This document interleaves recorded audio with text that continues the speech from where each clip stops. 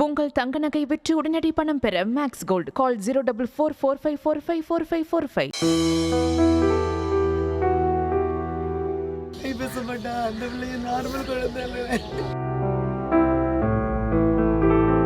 நெல்லை மாவட்டம் பெருமளஞ்சி அருகே உள்ள தளபதி சமுத்திரம் ஊராட்சி மேட்டு காலனியைச் சேர்ந்தவர் சண்முகம் மகன் ரூபன்.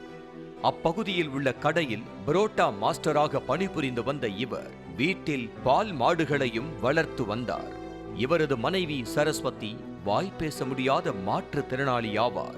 மேலும் 7ஆம் வகுப்பு படித்து வரும் மகள் ருஷ்மிதா ஒரு இருதய நோயாளி. இவருக்கு கடந்த மே மாதம்தான் இருதய அறுவை சிகிச்சை நடைபெற்றுள்ளது. மேலும் இவர் ஒரு சிறப்பு குழந்தை எனவும் கூறப்படுகிறது. சின்ன பிள்ளைக்கு போன மாசத்துக்கு முந்தின மாசம் தான் ஹார்ட் ஆப்ரேஷனே பண்ணியிருக்கு.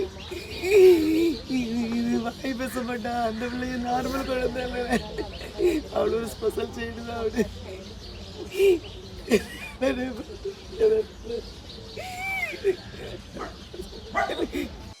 இந்த சூழலில் பால் மாடுகளுக்கு தீனி போடுவதற்காக கடந்த 16ஆம் தேதி காலை வீட்டின் அருகே குவித்து வைக்கப்பட்டிருந்த வைக்கோலை எடுத்துள்ளார். அப்போது அவரை பாம்பு ஒன்று கடித்துள்ளது. ஆனால் இதை பெரிதுபடுத்தாத ரூபன் வீட்டில் இருந்த தைலத்தை எடுத்து தடவிக்கொண்டு கடைக்கு புரோட்டா மாஸ்டர் வேலைக்கு சென்று விட்டார். ஆனால் சிறிது நேரத்திலேயே ரூபனுக்கு மயக்கம் ஏற்படவே வள்ளியூர் அரசு மருத்துவமனைக்கு அழைத்து சென்றுள்ளனர். அங்கு அவருக்கு முதலுதவி சிகிச்சை அளிக்கப்பட்டு மேல் சிகிச்சைக்காக நாகர்கோவில் ஆசாரி பள்ளம் அரசு மருத்துவமனைக்கு அனுப்பி வைத்துள்ளனர். மருத்துவமனையில் பாம்பு கடிக்கான விஷமுறிவு மருந்துகள் ஊசி மூலம் செலுத்தப்பட்டுள்ளது. இதன் பிறகு ரூபன் சுயநினைவுடன் மதியம் வரை குடும்பத்தினருடன் நார்மலாக பேசி வந்துள்ளார். ஆனால் பிற்பகலில் அவருக்கு திடீரென மூச்சு திணறல் ஏற்பட்டுள்ளது. உடனே அவரை அவசர சிகிச்சை பிரிவுக்கு மாற்றிய மருத்துவர்கள் ரூபனின் உடல் உறுப்புகள் அனைத்தும் சிறிது சிறிதாக செயலிழந்து வருவதாக தெரிவித்துள்ளனர். பின்னர் வெண்டிலேட்டர் உதவியுடன் சிகிச்சை அளித்து வந்த நிலையில் சிகிச்சை பலனின்றி அன்று மாலை ரூபன் உயிரிழந்தார்.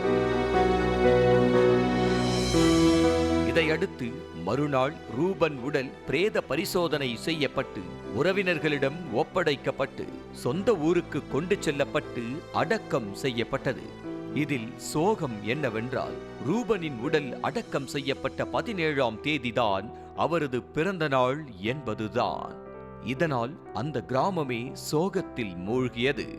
இது ஒருபுறம் இருக்க, குடும்பத்துக்கு ஆணிவேராக இருந்த ரூபன் உயிரிழந்ததால் வாய்ப்பேச முடியாத அவரது மனைவி சரஸ்வதியும் இருதய நோயாளியான மகள் ருஷ்மிதாவும் செய்வதறியாது திகைத்து நிற்கின்றனர்.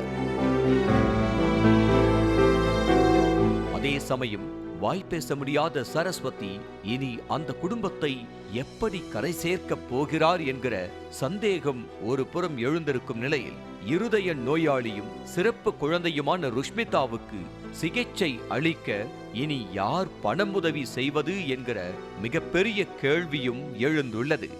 ஆகவே தமிழ்நாடு அரசு அந்த குடும்பத்துக்கு தேவையான அடிப்படை உதவிகளை செய்வதுடன் இருதய நோயாளியான ருஷ்மிதாவுக்கு உரிய சிகிச்சை அளிக்க ஆவண செய்ய வேண்டும் என்பதே அனைவரது எதிர்பார்ப்பாகவும் உள்ளது. உங்கள் தங்க நகை விற்று உடனடி பணம் பெற மேக்ஸ் கோல்ட் கால் 04445454545.